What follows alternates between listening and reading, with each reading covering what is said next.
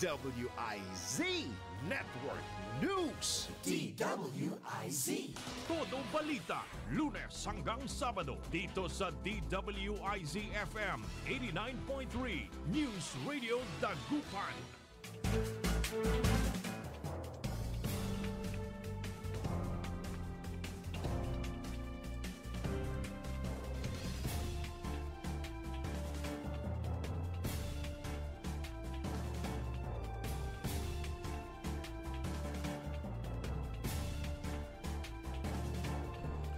Good morning mga kaibigan. Naimbag nga bigat, kanyayo amin na po. Araw ng Miyerkules ngayon ay May 21 at oras na po ng ating programang Todo Balita at Komentaryo sa DWIC Dagupan. Muli tayo ay magkakasama-sama hanggang alas 6 ng umaga. Inyong maririnig mga balita kaganapan sa lalawigan ng Pangasinan, sa ibang bahagi ng bansa at sa ibayong dagat. Ang inyong katoda balita, ako si Liway Manantan Iparagire. Ang aking partner si Kaaron Susan Yadaw at sa technical kasama natin Kaaron Eli Garcia. Sa ulo ng mga balita sa Balitang Nasyonal.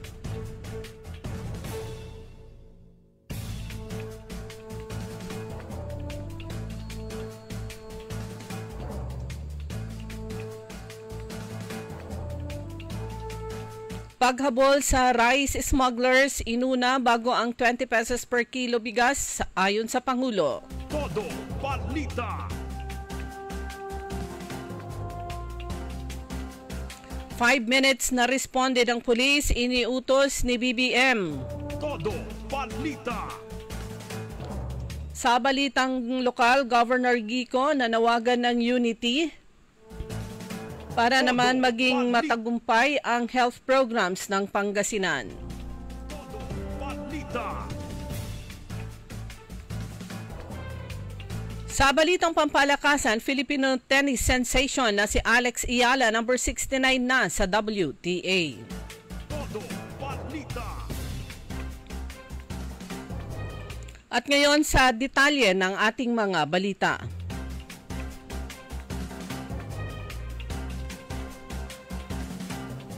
Inuna muna ng pamahalaan ang paghabol sa mga korap na rice importers at smuggling syndicates bago ipinatupad ang 20 pesos na kada kilo ng bigas. Ayon kay Pangulong Ferdinand Marcos Jr., sinabi nito na kaya sa kalagitnaan lang ng kanyang termino ang 20 pesos na kada kilo ng bigas ay dahil hindi pa ito kayang ipatupad noong unang mga taon ng kanyang termino. Ang pangunahing dahilan anya ay ang pagtaas ng presyo ng bigas ay dahil sa talamak na importasyon at smuggling. Patunay anya dito ang mga raid sa iba't ibang warehouse kung saan nakatambak ang mga bigas. Inamin din ng Pangulo na ang rice importation ay naging talamak dahil sa sabuatan ng mga opisyal ng gobyerno na hindi iniintindi ang presyo ng palay, ang kikitain ng magsasaka at ang sistema. Bukod anya sa pagtugon sa rice smuggling at hoarding, nagpapatupad na ang gobyerno ng bureaucratic at legislative reforms para lumakas ang rice production infrastructure.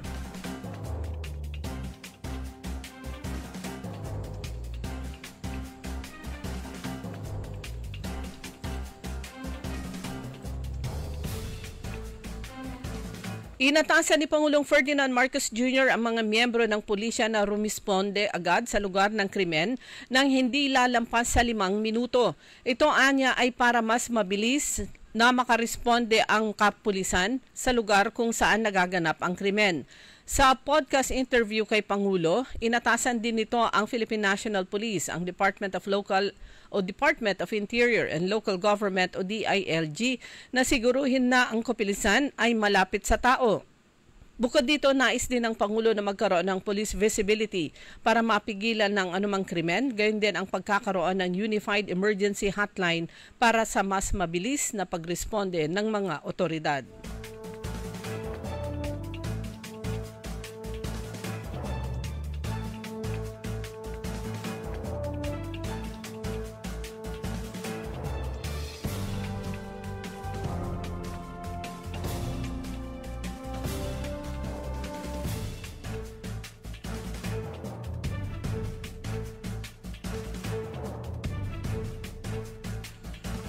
Sa iba pang balitang nasyonal, panahon na para pag-isahin ang lahat ng ayuda program sa ilalim ng kasalukuyang Pantawid Pamilyang Pilipino Program o 4Ps ayon kay incoming Senator Panfilo Lacson. Sinabi ni Lacson na ito ay bahagi ng kanyang pagsulong ng good governance kasama na ang mas matinding pagbusisi sa pambansang budget sa kanyang pagbalik sa Senado. Mas maganda ang 4Ps kasi ang 4Ps ay data-driven. Ito ay may batas at may pinanggagalingan, may listahan na pinag-aaralan. May gumagraduate, may papasok di tulad ng napaka-indiscriminate ang tupad, AKAP, AIX, MAIP, katakot-takot na maraming duplications. Ito ang pahayag ni Lacson. Dagdag pa niya na ang 4Ps at ang pagpapatupad nito ay may kasamang pag-aaral ng DSWD at ng Department of Labor and Employment at iba pang implementing agencies.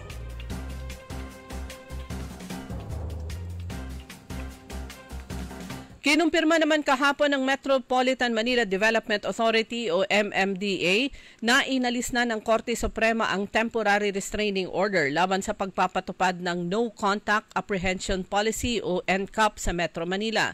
Ito'y kasunod ng inihaing urgent motion ng MMDA sa pamamagitan ng Office of the Solicitor General noong May 16 sa Supreme Court na tanggalin na ang TRO. Hindi pa nagbibigay ng detalye ang MMDA kung kailan sisimulang pairalin muli ang NCAP o ang No Contact Apprehension Policy.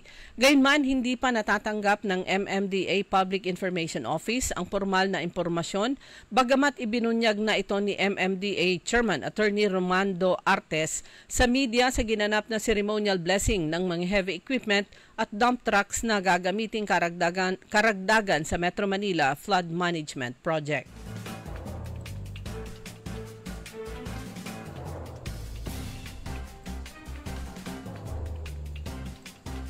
Dumako naman tayo sa mga balitang lokal.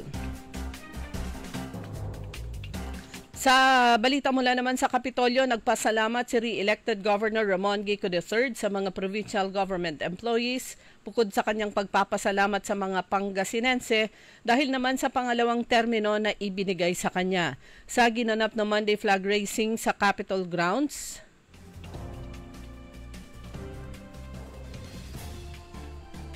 ipinahayag nito, I thank you all for your support. I thank you for your congratulations. I remain humble about this victory. Tinalo ni Governor Gico ang si former Governor Amado Espino III sa boto na 880,906 kontra sa 784,070 na boto ni Espino o may margin na 96,837 votes. Samantala, panawagan ni Gico ang unity para naman sa kapakanan ng Pangasinan at mga Pangasinense lalo sa pagsusulong niya ng healthcare.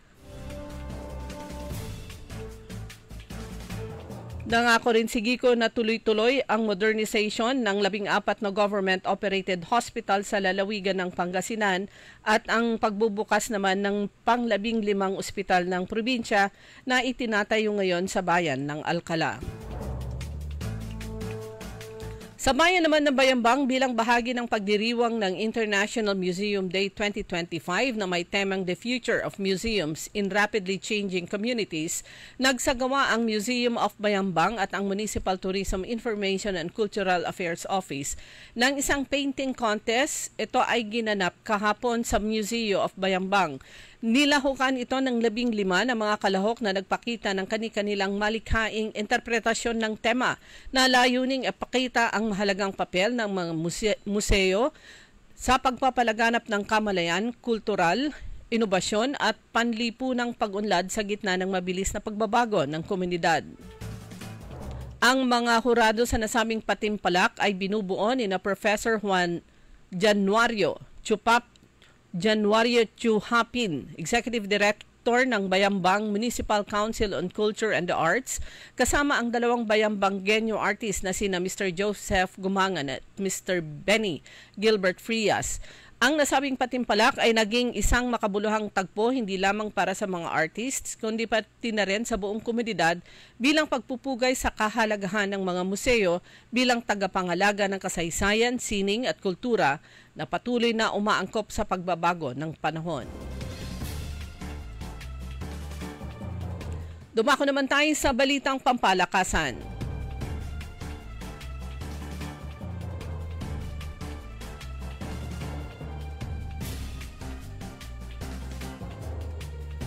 Patuloy ang pagsulong ni Pinay netter Alex Ayala sa world ranking ng WTA matapos ang magandang ipinamalas nito sa nakalipas na torneo.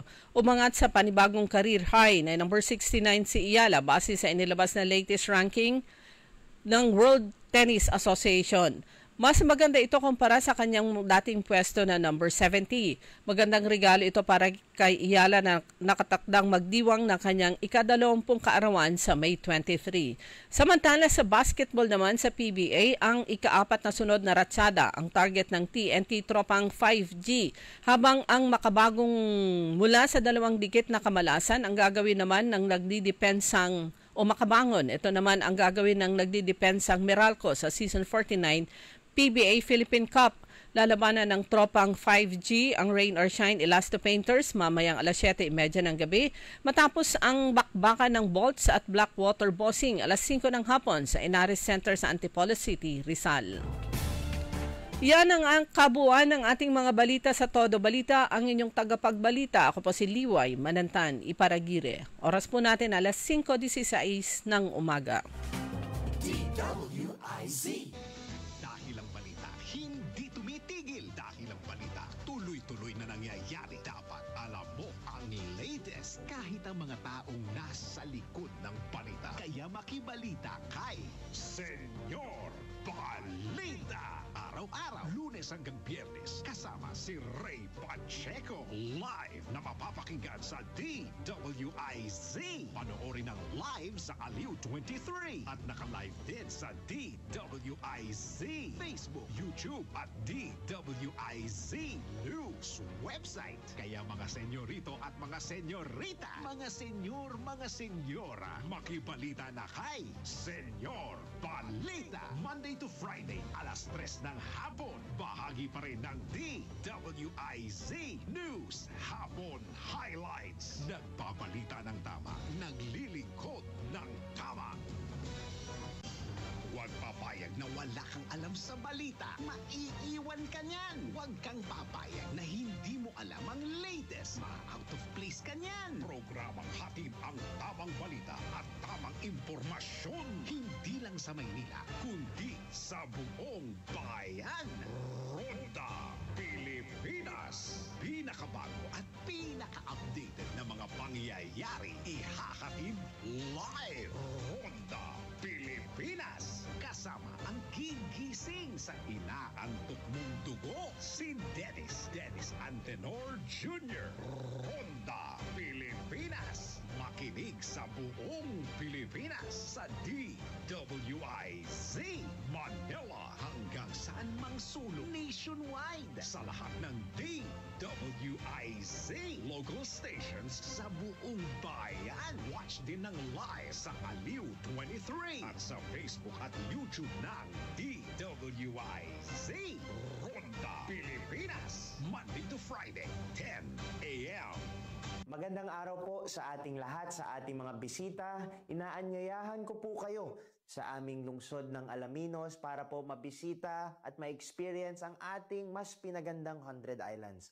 Marami na pong pagbabago sa ating mga isla at sana makita namin kayo dito sa aming lungsod para po makapag-swimming, makapag-enjoy kasama ang inyong barkada at ang inyong pamilya itong summer vacation. So tara na! Dito sa Alaminos City para sa ating 100 Islands. Ang patuloy na pagpapaganda sa 100 Islands National Park at lungsod ng Alaminos ay pinangungunahan ni Mayor Art Brian Celeste. Hoy mga suki, hanap nyo ba ay mga murang bilihin, malinis at sariwang pagkain sa pang-araw-araw at handaan tuwing may okasyon? May suggestion kami sa iyo. Tayo na sa Macador Market na kung saan inyong mabibili ang mga mura, sariwa, malinis at ligtas na bilihin tulad ng karne ng baboy at baka, manok, isda, gulay at iba-ibang sangkap sa pagkain. Matatagpuan din sa Macador Market ang dry goods, groceries, eateries at fruit section. Kaya ano pang hinihintay nyo? Gawing bongga ang handa mo everyday with Macador Market. Macador Market is open from 4 a.m. to 8 p.m. Visit us at Macador Market, Galvan Street at Zamora Street sa downtown, Dagupan City.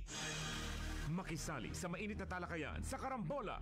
Live na napapanood ang Karambola via DWIZ 882 Facebook page.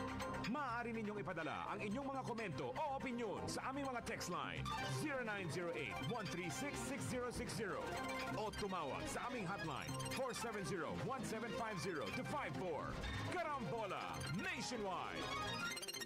What's up, Pilipinas? What's up, Pilipino? Sana diretso ang araw mo na payapa, tahimik at maunlad. Tara, sali ka na sa programang may usapang pangkapayapaan, usapang pangkaunlaran sa Up Pilipinas. Usapang pangkapayapaan, usapang pangkaunlaran, Pilipinas. Kasali ang lahat sa kwentuhang pambayan. Live na live sa DWIZ Manila. Live din sa Aliw 23 Free TV. At pwedeng i-follow sa lahat ng DWIZ Facebook, YouTube. At pwede ring mapanood sa DWIZ News app. Kasama si retired Brigadier General Jerry Zamudio at ang batikang broadcaster na sina Andy Vital at Emil Carrion. Up Pilipinas. Usapang pangkapayapaan, usapang pangkaunlaran, Pilipinas. Tuwing Tuesday to Friday, 7 p.m. DWIZ. Liway Manantan At Isusan Yadaw sa Todo Balita. Alas 5:22 na mga kaibigan ng oras at pangalawang bahagi ng Todo Balita. Kasama niyo pa rin po Liway Manantani Paragire. Kumusta po kayo mga kaibigan ngayong umaga? Na patuloy pa rin po nating nararamdaman yung init ng panahon, super init. Kaya naman mausa-usa ay ang laking tulong sa marami ang mga malls na air condition dahil meron silang pupuntahan pag nararamdaman nila yung yung init ng panahon. Lalo na kung malapit lang sa kanilang lugar yung mall. Mga liwag-gimata, ang gano'n sandara isot, kahit lang, tubig. Para naman, may konsuelo naman. Kahapon may nagtanong sa akin bakit daw hindi natin binabahagi yung results ng election lalo na sa mga bayan at saka mga lungsod. Okay, mamaya umpisahan po natin. I-recite po natin ang kada bayan at saka lungsod. Siguro unahin natin mula sa letter A sa bayan ng Agno hanggang sa lahat to 48 towns and cities. Pero siguro ang babanggitin ko lang yung mayors and vice mayors. Then sa susunod, kung meron kayong request, di hanapin natin yung mga councilors naman. Pero congratulations sa 65 na mga kumuha ng automotive servicing, electrical installation and maintenance at saka shielded metal arc welding. Ito po ay mga short courses ng TESDA. Sila po ay naging scholars ni Congressman Christopher De Venecia. Kapartner ang TESDA. So bago nga matapos itong buwan na to, buwan ng Mayo, ay nag-graduate na sa 3 iba't ibang kurso yan. Short courses, automotive servicing, electrical installation and maintenance at saka shielded metal arc welding. Ang 65 na TESDA scholars mula sa pang-4 na distrito ng Pangasinan sa distrito ni Congressman Christopher De Venecia na nag-aral sa Mangaldan Technical Institute. Ay malaking tulong po sa mga kababayan po natin ito dahil makakapagtrabaho na sila, makakatanggap sila ng trabaho plus ipagmamalaki na ito ay kanilang pinag-aralan, nag-aral sila at sila ay nagtapos. So 65 po yan na new graduates. Ang pagkatatag ng Technical Education and Skills Development Authority ay itinatag po noong 1994 na ang Speaker of the House that time ay ang ating pinagmamalaki at mahal na si former Speaker Jose de Venecia Jr. At ang presidente noon ay si kababayan po natin, the late President Fidel V. Ramos. So nakaka-proud talaga, sabi nga dito si Sir JDV, ang tatay ni Congressman Christopher de Venecia, dahil ang batas na isinulong niya ay pinakikinabangan ng madlang people hanggang ngayon. Pinakikinabangan ng napakaraming tao.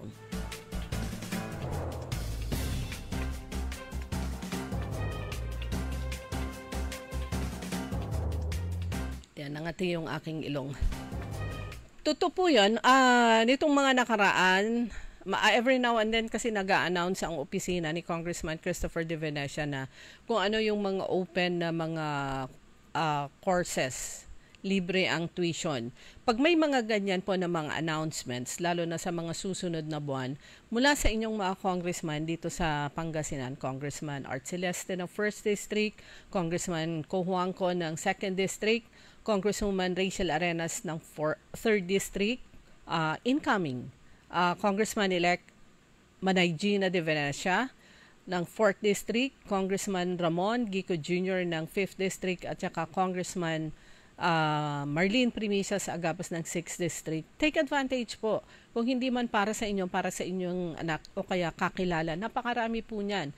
Yaan po ay libre. Yung iba dyan, I think meron pang daily allowance, pang pamasahe. Lalo na kung hindi pa makapag-aral sa kolehiyo o walang kakayanang pumasok, mag-aral sa mga short courses na to ng TESDA. Kasi kung hindi scholarship at gusto nyong mag-aral ng iba't ibang kurso, ayun, syempre may tuition po yun. Pero kung matimingan yung may mga libre, take advantage dahil maiksi lang naman po yan eh. Ilang weeks lang naman yan, tapos merong allowance na 160 pesos. Mas lalong swerte kung matimingan, matsambahan nyo na yung free course na yon ay may kasama pang gamit pagka-graduate nyo o kung may kasamang kit. Like for example, siguro pag automotive servicing, ang kit nito ay tools. Ganon din lalo na itong welding. Meron pong maliit na welding machine na pwede na silang magnegosyo kaagad. Pag sa cookery naman, kung matimingan nyo po na yung free course na yon ay may libreng kit, yung alam nyo yung pang-catering na mga gamit, yun po ang libre niya. Tapos yung basta marami. Pero hindi naman lahat ng kursong libreng kanilang ibinibigay ay may kasama kaagad na kit. Yung sabi ko nga, napakaganda, maswerte kayo kung matimingan nyo na yung skills development course na inyong kinuha, na inoffer ng libre, ay may kasamang kit. Pero kahit wala, the fact is kayo ay makapag-aral ng libre, makapagtapos, at lalo na kung maipasa nyo yung NC2 na exam. Magagamit nyo yan kapag kayo ay mag-a-apply abroad. Ang Pangasinan Polytechnic College, meron din siyang ino-offer na short course. Depende sa kung ano yung inaprubahan ng TESDA. Hindi lang ako sure kung nag-open na for this year. Kasi nung nakaraang taon, meron po silang nakuhang slots for electrical installation. Lahat yon. Pero maraming short courses na gustong ma-implement, mai-offer ng PPC. Maraming gusto si Governor Gico dahil sabi nga niya, ito ay pagbibigay ng pagkakataon sa mga kababayan natin na makapag-aral, magkaroon ng skills, and in the end, makapagkaroon ng livelihood, makapagtrabaho, yung mga opportunities ba. Kasama na dyan, alam niyo, isa sa mga gustong-gustong mai-offer sa PPC, Center for Lifelong Learning. Gusto ni Governor yung driving course. Hindi siya simpleng driving course. Ito ay para sa mga truck drivers, yung mga heavy equipment. Yan po ay highly skilled workers itong mga driver na to, at saka in demand din sila, not only dito kundi abroad. Tsaka mas mataas yung rate nila kumpara sa driver ng mga ibang mga sasakyan. Yung sabi ko nga, kung meron po yan, may makita kayong mga announcements, agad hanapin nyo yung kung saan yung kanilang opisina at kayo ay magpa-enroll. Samantala mga kaibigan, isa po ang PhilReca party list sa nakapasok sa etong ang katatapos na eleksyon. At syempre, alam po natin masaya ang mga taga Central Pangasinan Electric Cooperative dahil ito po yung talagang sinuportahan din nilang party list group. Pero ito yung meron pong statement dito, statement of the power block on the proposal to remove the 12% VAT on electricity, yung PhilReca party list at saka APEC party list. Ito talaga yung mga ilan sa mga tunay na mga party list na ang kanilang constituents ay kumbaga tugma sa kanilang isinusulong na etong yung para sa kapakanan ng kanilang constituency. Like for example, yung dalawang ito, yung mga electric consumers. Basahin ko lang itong bahagi ng kanilang statement. Press release actually ito ng dalawang party list, PhilReca party list at saka APEC party list.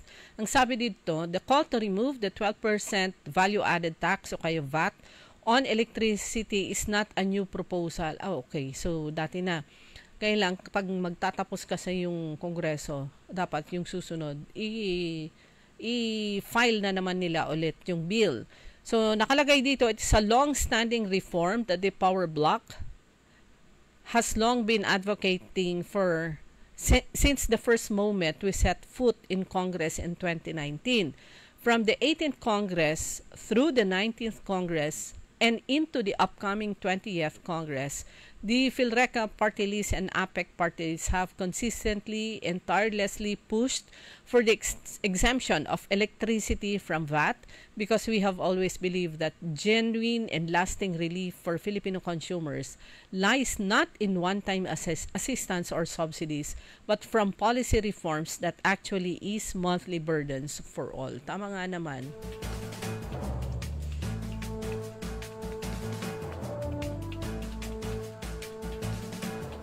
Sabi pa ng dalawa, power block. Bakit sila power block? Hindi dahil sa napakalakas nila, kundi dahil power nga o kaya kuryente. Yung kanilang consumption ng kuryente, yung kanilang mandate po na tulungan ang kanilang constituency na gumagamit ng kuryente. Ang sabi pa dito, the power block remains steadfast in our commitment to pursuing policies that will uplift the lives of the consuming public. We will continue to push for reforms that bring real, tangible benefits to the Filipino people. Ang maganda pa nito, pag kung sakaling pumasa later on, ito kanilang sinusulong na tanggapin yung 12% VAT sa electricity consumption, ay hindi lang po lower class, middle class ang makikinabang dito, kundi lahat. Dahil lahat naman tayo ay gumagamit ng kuryente.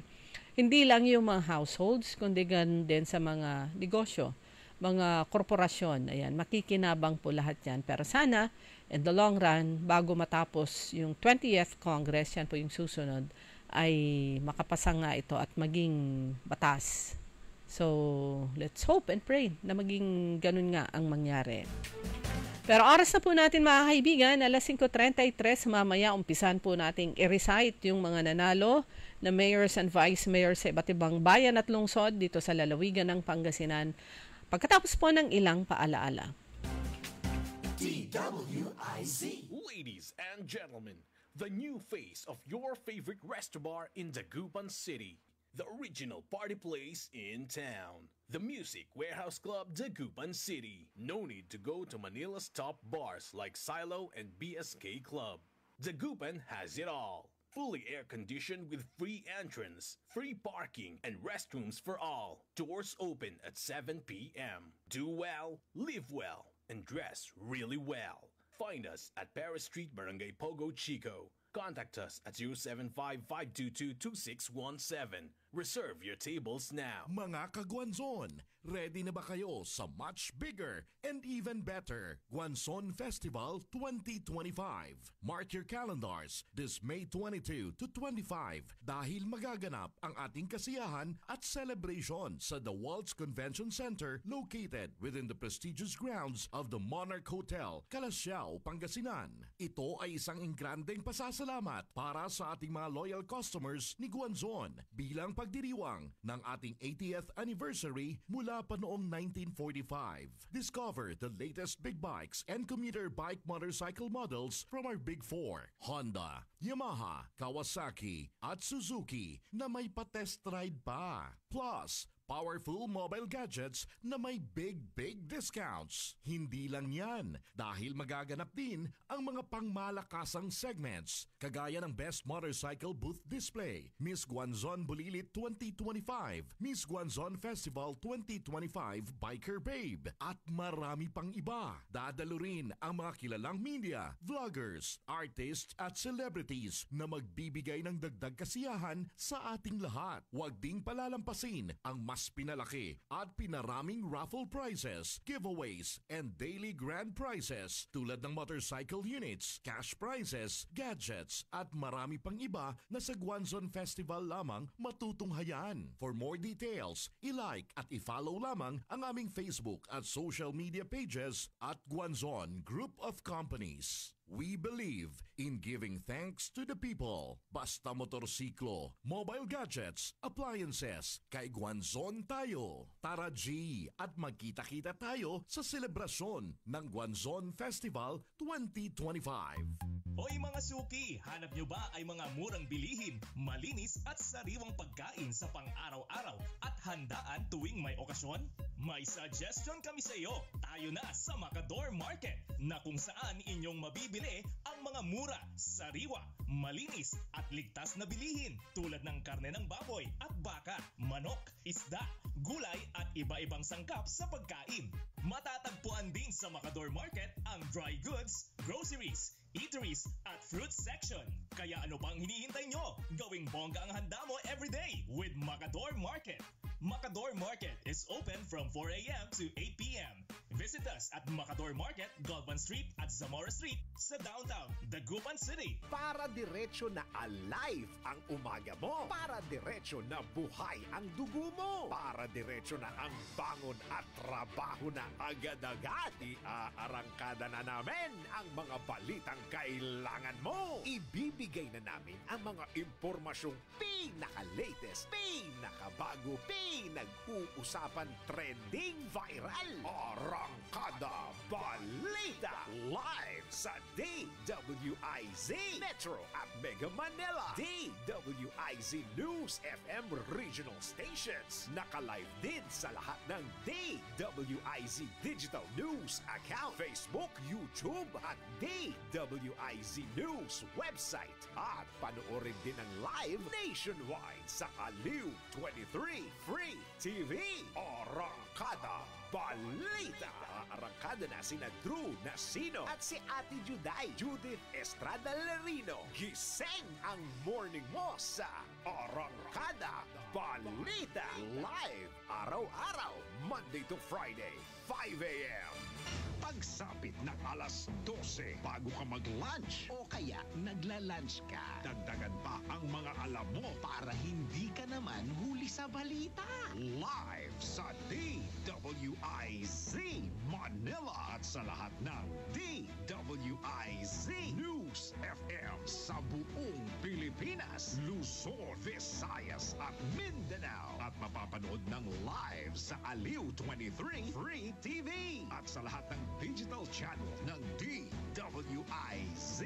Ang Balitang Bayan. Mga balitang nangyari lang at kasalukuyang nangyayari. Balitang Bayan. Kasama ang opisyal na tagagising ng bayan, si Drew Nasino. Di ka aantukin kapag nalaman mo na ang latest sa Balitang Bayan. Sa patuloy na pagbabalita ng tama at paglilingkod ng tama. Balitang Bayan. Araw-araw, 12 noon. Walang yumayaman sa pagiging empleyado lang. Dapat lahat tayo nagninegosyo. Timing! Narito ang isang programang magbibigay ng tamang gabay sa pagnenegosyo. Pakinggan at panoorin ang mga ekspertong magiging guest dito. Isang show para sa negosyo. DWIZ Negosyo. Kasama sina Lito Gagni at Jerry Orbina tuwing Tuesday, Thursday at Friday 2 p.m. Pakinggan ng live sa DWIZ. Panoorin ng live sa Aliw 23 at i-follow sa lahat ng digital channels ng DWIZ, Facebook, YouTube at DWIZ News App. Huwag munang magplano, huwag munang sasabak, huwag munang papasok sa negosyo nang hindi napapanood ang show na Negosyo. Liway Manantan At Isusan Yaraw sa Todo Balita. Oras alas 5:40 na po ng umaga dito sa Todo Balita. Kasama nyo pa rin po Liway Manantan ni Paragire. Kumusta po yung ating mga suki na nakatutok palagi sa Todo Balita at sa DWIC? Good morning kay Yayo Yoko Batutay at kay Cecilia Morante. Ganon din kay Kuyang Carlito Bandong, Jocelyn Mateo, Oscar Dolormente na imbag na bigat kanyayo Apo, Lynn Coronel, kay Deli Norsagaray, Grazielda Matro at kay David Tambidao Delim. Good morning po. Meron akong kilalang mga Delim pero nasa ano na sila, I think Canada. Dati siyang Bureau Chief ng PIA La Union. And good morning sa mga kaibigan naman natin dito sa PIA Pangasinan, headed by Ma'am Elsia. At gusto ko ring batiin ang ilang mga kapitan ng Lingayen na na-meet ko kahapon dyan sa PPO.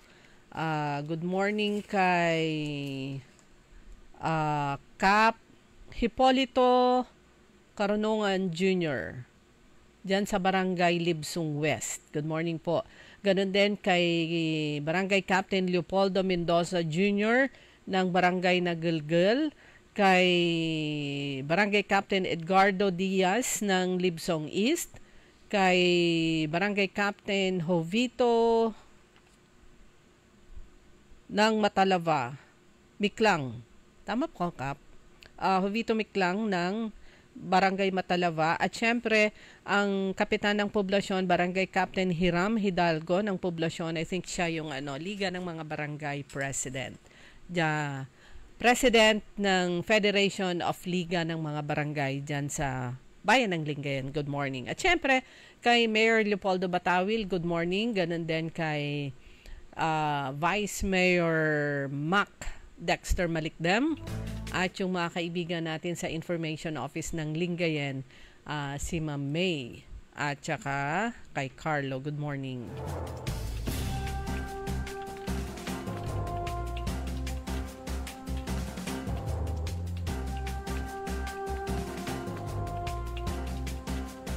Sa post naman ng Lingayen Information Office, ang sabi dito, congratulations to the newly elected municipal officials of Lingayen. Greetings from the LGU family and the people of Lingayen. Elected po, Mayor-elect, Mayor Josefina Iday Castañeda, so magbabalik siya. Vice Mayor-elect, incumbent Councilor J. Mark Kevin Crisostomo. Una kong nakasama tong batang ito. Napakagaling. Tsaka talaga siya, very active. Nung siya ay SK chairman ng barangay nila at vice president ng SK Federation ng Lingayen that time. So yung mga councilors, Councilor-elect John Mark Lopez, Norman Doroteo, Randall Bernal, I think magbabalik siya, Attorney Gabriel Macaraeg, Engineer John Sylvester Tapia, Dr. Von Carlo Tiangson, Angeli Agbuya at Jonathan Ramos. So yan po yung mga incoming new set of officials diyan sa bayan po ng Lingayen. And Lingayen pa rin, mula pa rin sa Lingayen Information Office. Good morning kay Ma'am May Veray. Nasa 499 na barangay health workers ang ng Lingayen ang tumanggap ng kanilang monthly honorarium mula sa local government unit of Lingayen para naman sa buwan, a one-time big time to na delay Pero nung dumating, malaki siya dahil sama-sama ang January, February, March, April, 4 na buwan. Lahat ng BHW mula sa iba't ibang barangay dyan sa Lingayen, tinanggap nila yung 500 per month na incentive mula sa government, LGU, para sa kanilang volunteer service sa community. Siyempre, yung programa, pinangunahan niya ni Mary Leopoldo Batawil at saka ni Vice Mayor Mac Dexter Malikdem. So, meron ding 2,000. Kami po ay saludo at nagpapasalamat. Palagi ko pong inuulit-ulit yan sa lahat ng mga volunteers dyan sa members ng barangay family. Dahil kahit na meron silang incentive na natatanggap mula sa barangay, napakaliit po nito. Para ito, 500 per month. Ganon din yung mga CVO, barangay nutrition scholars, at yung iba pa. Maraming salamat po sa inyo. So, punta na tayo sa pagre-recite ng mga nanalo. Unahin po natin ng bayan ng Agno muna tayo. Asan na to? Ang nanalong mayor po dyan ay walang iba kundi ang ninong ko. Wala. Wait lang, ulitin ko ha. Nawala yung binuksan kong ano. Okay, sa bayan ng Agno. Ayan. Sa bayan ng Agno, ang nanalo po dyan ay si Arawi. Kulang-tulaman. Ayaw kasi magbukas. Si Engineer John Celeste, ang nanalong mayor po dyan, siya ay nakakuha ng 10,293 votes kontra dun sa kanyang katunggali na 8,128. Samantala, si Engineer John Celeste ay mula sa NPC, sa grupo naman ni Governor Gico. Yung kanyang vice mayor, nanalong vice mayor ay mula sa API, si Doromal Jonathan, na nakakuha ng 9,174 kontra sa tandem ni Engineer John Celeste na si June Bundal, na nakakuha naman ng 8,968 votes. Maliit lang. Halos 200 plus yung diferensya. Samantala, punta naman po tayo sa bayan ng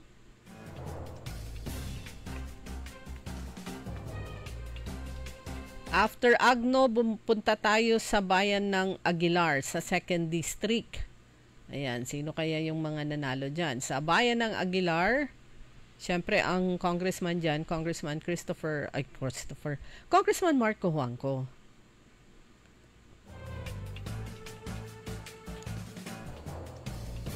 Medyo mabagal itong binubuksan ko na. Sa Aguilar, wala, kinukonsume niya yung oras natin. Ayaw magbukas kaagad kasi. Pero yung pangako ko kasi sa inyo, ibabahagi ko sa inyo yung pangalan ng mga nanalo.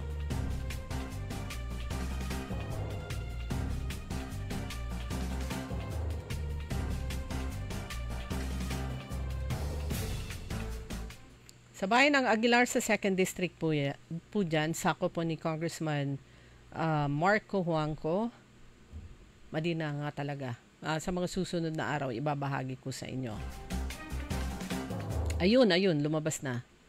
Ang nanalong mayor po dyan ay si Cristal Soriano ng NPC.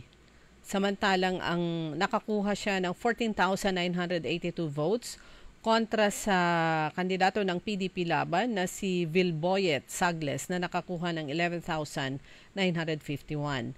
Samantala, para sa Vice Mayor naman, katandem ni Cristal Soriano ng NPC, si Dondon Zamuco na nakakuha ng 16,010 votes, kontra naman sa kay Richard Gubata ng PDP laban na nakakuha ng 9,391 at si independent na si Pedong Arquisa na nakakuha ng 285. So yan po sa bayan po yan ng Aguilar. Yung iba sa susunod na, siguro ayusin natin yung ikukopya na natin para dire-diretso yung pagbasa natin ng mga results sa ano. Sige na nga, punta tayo sa bayan ng Anda. Sa bayan ng Anda, yan po ay sa 1st District. At ang congressman po nila dyan opposed nitong nakaraang election. For the first time, merong unopposed na kandidato dyan sa 1st District, si Congressman Art Celeste.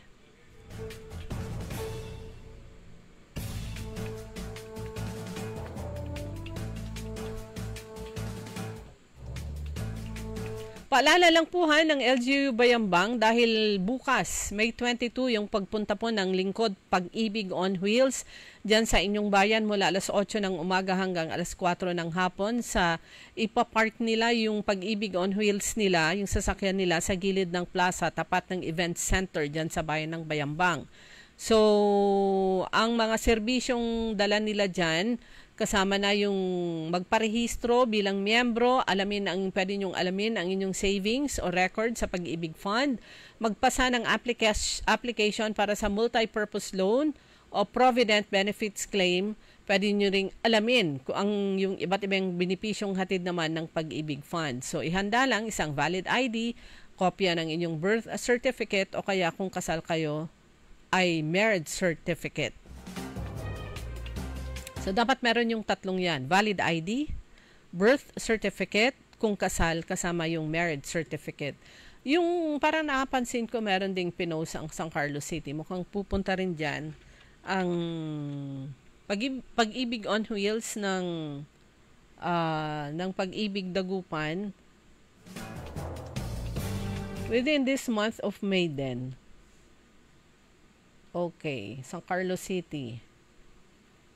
Ayan, May 27, next week, Tuesday, ang punta naman ng Pag-ibig on Wheels ng Pag-ibig Dagupan dyan sa San Carlos City. Ulitin ko, 22 bukas sa Bayambang, sa 27 naman sa San Carlos City. Yan yung inuulit-ulit po natin sinasabi na pag pumunta sa inyong lugar, ang serbisyo mula naman sa iba't ibang government agencies, take advantage kesa naman kayo bibiyahe papunta sa kanilang mga opisina kung hindi man nasa malayo sa inyo, within Pangasinan,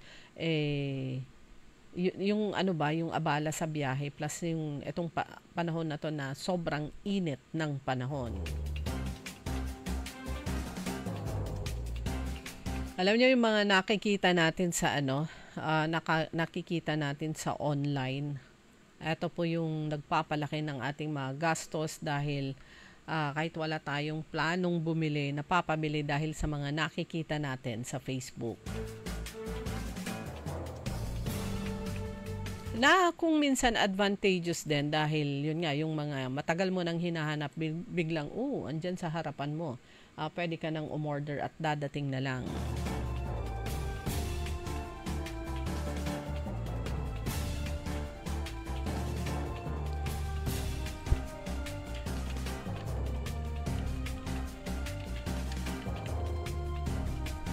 Bukas naman yung naka-schedule na saan na to? Pangasinan Polytechnic College. Ito po yung ino-offer agribusiness, multimedia arts, special needs education, teacher po yan, teaching, public administration. Meron kasing may nakita akong bukas, ayan, makikilala natin lalo yung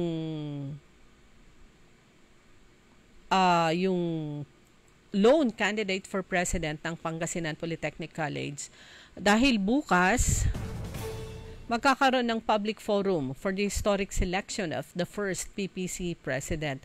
Si Professor Raimundo Ravillo, so Dr. RR, siya yung interim president ng PPC. So hindi po yun permanent. So bukas po yan, alas 8 ng umaga hanggang alas 10 ng umaga, public forum at gaganapin ito dun sa PPC mismo.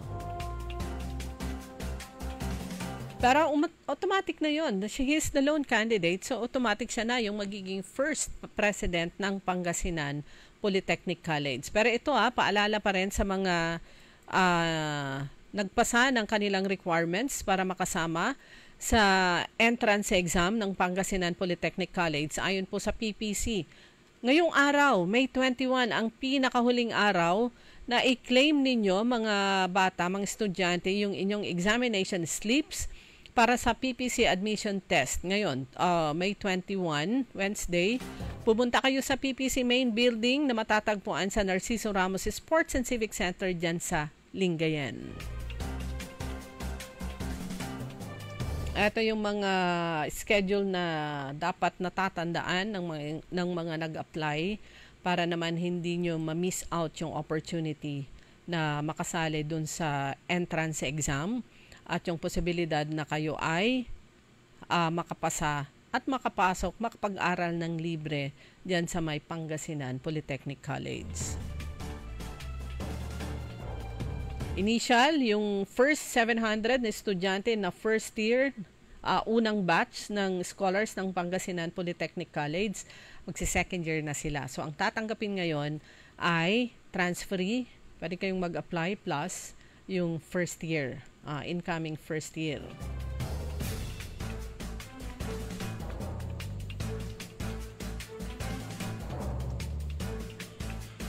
Cecilia Morante, good morning ulit. Kay Yayo Yoko Batutay. Kay Sir Napoleon ko, good morning. Sir Roberto Nimer. Ito yung mga pag-switch nila ng kanilang mga radyo ay nasa ano na yan. Automatic, nasa DWIZ.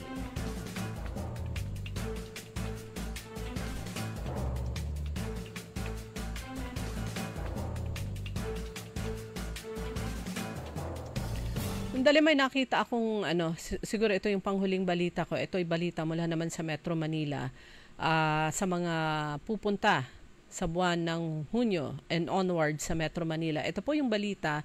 Nakatakda na kasing umarangkada sa kalagitnaan ng buwan ng Hunyo yung planong rehabilitation ng Epifanio de los Santos Avenue. Anong kalsada yon? EDSA.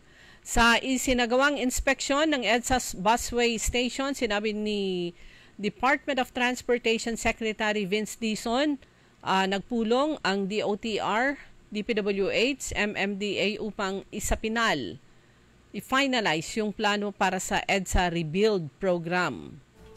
At una nang sinabi ng DOTR ng nasabing rehabilitation ng EDSA ay bahagi ng hosting preparations ng bansa para sa Association of Southeast Asian Nations o ASEAN Summit na gaganapin naman next year i-host ng Pilipinas. Siniguro rin naman ito na sa kabila ng rehabilitation ay magpapatuloy pa rin ang operasyon ng EDSA busway. Ililipat umano ang busway at gagamit ng isang linya ang mga pribadong sasakyan. Kabilang sa mga unang lugar na maapektuhan ng rehabilitation ay mula Rojas Boulevard hanggang Guadalupe. Ang pagtaya ng DOTR aabutin ito ng halos 2 taon bago matapos ang naturang proyekto. Maapektuhan lang yan, madidelay lang yan pag bumagyo-bagyo.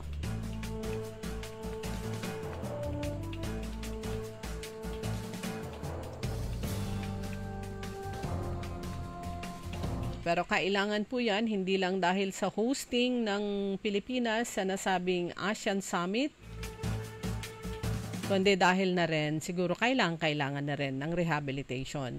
Pero dun po sa sandali, may nakita ako ditong success story naman siguro nito. Kasi gaganapin o mag-uumpisa na ang National Schools Press Conference. National competition po yan sa Ilocos Sur.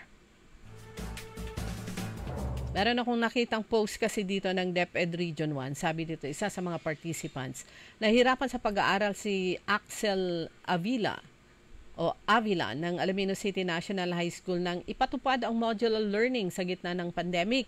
Muling nanumbalik ang kanyang sigla sa pag-aaral nang bumalik na ang face-to-face classes at kasabay nito, nadiskubre rin niya yung kanyang tinig at likas na husay sa pagbabalita. Sa kanyang pagsabak sa NSPC 2025, bit-bit nitong si Axel ang tibay ng loob ng isang working student, pati na ang buong tiwala ng kanyang pamilya at mga kasamahan sa radio, broadcasting at saka script writing. Isa lang po yan sa mga competitions sa NSPC, National Schools Press Conference, na nag-uumpisa po yan sa school level. Pumipili sila, nag-train and then isasabak sa division level competition, and then yung mga nanalo sa division levels makikipaglaban naman, makikipagtunggali sa regional level, and then finally yung mga winners sa regional level, sila naman ang lalaban sa national level.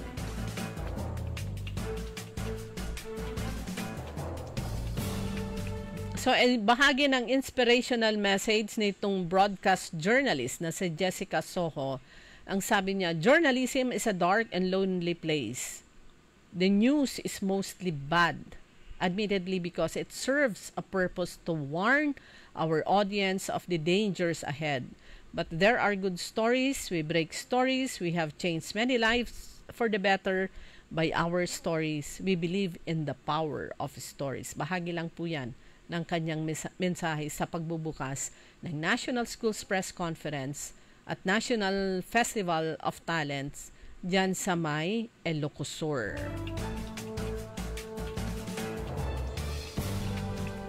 With that, mga kaibigan, magpapaalam na po ang inyong lingkod. Antabayanan po ang Orly in the Morning. Susunod na po yan. Makakasama niyo po si Kaaron Orly Navarro. Sa ngalan ng aking partner na si Kaaron Susan Yadaw, nakasama niyo po. At sa technical, kasama natin Kaaron Eli Garcia. Ako po si Liway Manantani Paragiren, nagsasabi po ng isang napakagandang umaga ng Miyerkules sa inyong lahat.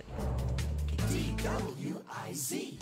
Sumainyo ang Todo Balita, Lunes hanggang